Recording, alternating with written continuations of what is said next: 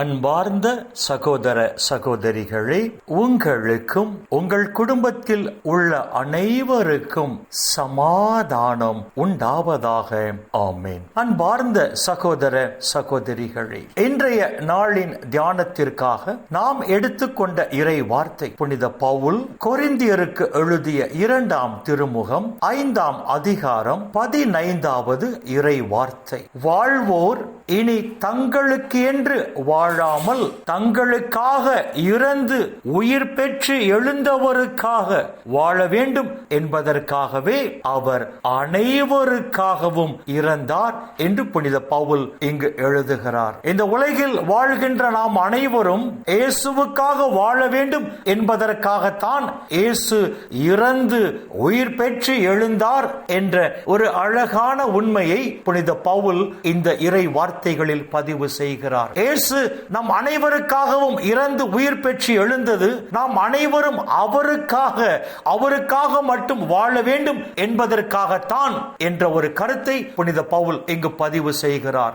இயேசு இறந்து உயிர் பெற்று எழுந்தது நாம் அவருக்காக வாழ வேண்டும் என்றால் இனி நாம் நமக்காகவோ இந்த உலகத்திற்காகவோ இந்த உலகத்தின் காரியத்திற்காகவோ வாழக்கூடாது. மாறாக நாம் அனைவரும் இயேசுவுக்காக மட்டும் வாழ வேண்டும் என்ற ஒரு அழகான கருத்தை, உண்மையை புனித பவுல் இந்த இறை வார்த்தைகளில் பதிவு செய்கிறார். அன்பார்ந்த சகோதர சகோதரிகளே, இந்த உலகில் வாழ்கிற நாம் நமக்காக, இந்த உலகத்திற்காக, இந்த உலகத்தின் காரியங்களுக்காக வாழ்வோம் என்று சொன்னால் இயேசு நமக்காக சிந்திய இரத்தம் பலன் கொடுக்காமல் போய்விடும், பயன் கொடுக்காமல் போய்விடும். அன்பார்ந்த சகோதர சகோதரிகளே, இயேசு நம் அனைவருக்காகவும் இறந்து உயிர் பெற்று எழுந்தது நாம் அவருக்காக வாழ வேண்டும் என்பதற்காகத்தான் என்றால் இனி வரப்போகிற நாட்களில் நாம் அனைவரும் அவருக்காக மட்டும் வாழ்வோம். மேலும் இந்த உலகில் அவருக்காக வாழாத மக்கள் அவருக்காக வாழ வேண்டிய அருளையும் ஆற்றலையும்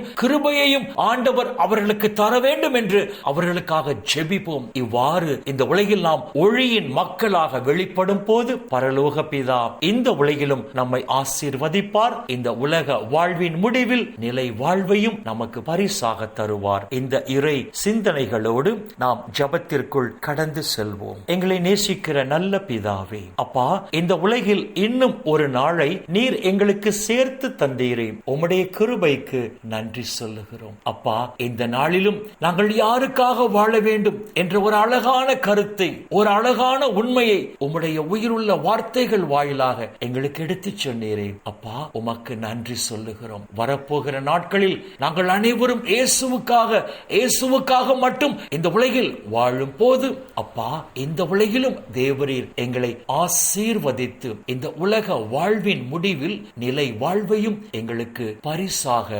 தருவீராக. அப்பா பிதாவே, இந்த ஜெப குழுவோடு தங்களை இணைத்துக் கொண்டிருக்கிற எல்லா குடும்பங்களையும், அந்த குடும்பத்தில் உள்ள எல்லா மக்களையும் உம்முடைய பாதத்தில் அர்ப்பணித்து ஜெபிக்கிறோம்.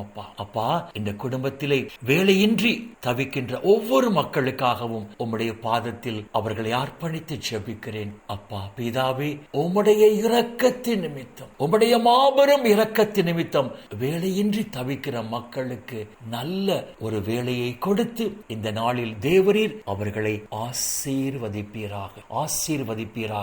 இவர்கள் எதிர்பார்த்ததற்கும் இவர்கள் நினைத்ததற்கும் மேலான ஒரு நல்ல வேலையை அப்பா இவர்களுக்கு தேவரீர் கொடுத்து இந்த நாளில் இவர்களை ஆசீர்வதிப்பீராக, இவர்கள் குடும்பங்களை ஆசீர்வதிப்பீராக. அப்பா பிதாவே, இந்த இறை செய்தியை கேட்கிற எல்லா மக்களையும் அவர்கள் குடும்பங்களையும் தேவரீர் நிறைவாக ஆசீர்வதித்து இந்த நாளில் இவர்கள் அனைவரும் மன நிறைவோடு, மன மகிழ்ச்சியோடு, மன அமைதியோடு, நலமோடு வாழ கிருபை செய்வீராக.